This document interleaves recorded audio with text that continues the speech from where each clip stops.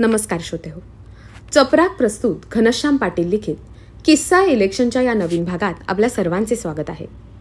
आजचा किस्सा आहे अत्रेंनी पाडलेला मुंबईचा बादशहा. हा सदोबा लोकसभेत जायचं म्हणतोय, याला मी शोकसभेत पाठवेन, अशी बोचरी टीका करणाऱ्या आचार्य अत्रे यांनी एका सभेत एक विधान केलं होतं. ते म्हणाले, मी 13 ऑगस्टला जन्माला आलो, 15 ऑगस्टला स्वातंत्र्य मिळालं. 2 चांगल्या गोष्टींच्या मध्ये एक वाईट गोष्ट घडावी म्हणून 14 ऑगस्टला स. का. पाटील जन्माला आले. मुंबईचा अनभिषिक्त सम्राट असं ज्यांचं वर्णन केलं जायचं त्या स. का. पाटील यांच्या विरुद्ध आचार्य अत्रे यांनी जंग पछाडलं होतं. त्याचं कारण होतं स. का. पाटील यांचा संयुक्त महाराष्ट्राला असलेला विरोध. त्यामुळेच 1967च्या लोकसभा निवडणुकीत साऊथ बॉम्बे मतदारसंघातून पाटील यांचा पराभव झाला आणि जॉर्ज फर्नांडिस तिथून निवडून आले. याच निवडणुकीत दस्तूरखुद्द आचार्य अत्रे पराभूत झाले होते, पण स. का. पाटील यांच्या पराभवाने त्यांनी गुलाल उधळला. स्वतःच्या विजयापेक्षा स. का. पाटील यांचा पराभव अत्रे साहेबांना महत्त्वाचा वाटला. मुंबई हे बहुसांस्कृतिक शहर असल्याने ते महाराष्ट्रात सामील करू नये अशी पाटील यांची भूमिका होती.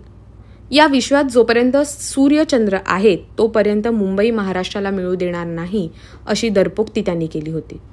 त्यामुळे संयुक्त महाराष्ट्र लढ्याचे सेनानी आचार्य अत्रे हे त्यांच्यावर तुटून पडणं स्वाभाविकच होतं. मोरारजी देसाई, स. का. पाटील अशा मंडळींना आचार्य अत्रे यांनी सळो की पळो करून सोडले होते. मुंबई महाराष्ट्राची नाहीच असा त्यांचा दावा होता. संयुक्त महाराष्ट्राच्या लढ्यात जेव्हा 105 हुतात्मा झाले तेव्हा मोरारजी देसाई यांनी पोलिसांनी किती गोळ्या झाडल्या आणि त्यात किती जण मेले ह्याचा हिशोब मागितला होता असे सांगितले जाते. त्यामुळेच आचार्य अत्रे त्यांना नरराक्षस मोरारजी असे म्हणायचे. त्यांनी त्यांच्यासाठी मोरारजी नव्हे मर्डरजी असेही विशेषण वापरले होते. मूळचे रत्नागिरी जिल्ह्यातील असलेले स. का. पाटील हे गांधीजींच्या विचाराने भारावलेले होते. विद्यार्थी दशेपासून त्यांनी स्वातंत्र्य लढ्यात सहभाग घेतला. पुढे त्यांनी पत्रकारिता केली, कायदा आणि शिक्षण क्षेत्रात योगदान दिले. ते 3 वेळा मुंबईचे महापौर होते. त्यांना बॉम्बेचा मुकुट नसलेला राजा म्हणून ओळखले जायचे. जवाहरलाल नेहरू, लालबहादूर शास्त्री आणि इंदिरा गांधी यांच्या काळात त्यांनी केंद्रीय मंत्री म्हणून जबाबदारी पार पाडली. 4थ्या लोकसभेला त्यांचा साऊथ बॉम्बे मतदारसंघातून पराभव झाला. आचार्य अत्रे यांच्या घणाघाती प्रचारामुळे त्यांना पराभवाला सामोरे जावे लागले. 15 नोव्हेंबर 1955 रोजी लोकसभेत राज्य पुनर्रचना आयोगावर चर्चा झाली होती. त्यावेळी त्यांनी मुंबईला स्वायत्त शहर राज्य म्हणून दर्जा देण्याची मागणी केली होती. 5000 वर्षात मुंबई महाराष्ट्राला मिळणार नाही असेही एक गंभीर विधान त्यांनी केले आणि हा संघर्ष टोकाला गेला. 1960 साली बॉम्बे राज्याचे विभाजन झाले आणि महाराष्ट्र व गुजरात ही राज्ये अस्तित्वात आली. 1 मे 1960ला महाराष्ट्र राज्याची स्थापना झाल्यानंतर मुंबई ही महाराष्ट्राची राजधानी झाली.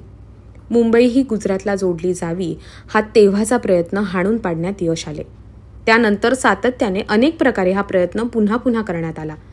अजूनही तसे प्रयत्न होतात, पण मुंबई महाराष्ट्रापासून वेगळी करण्याचा कट मराठी माणसाने झुगारून लावला. म्हणूनच मुंबई ही महाराष्ट्राची राजधानी असली तरी ती देशाची आर्थिक राजधानी म्हणून ओळखली जाते.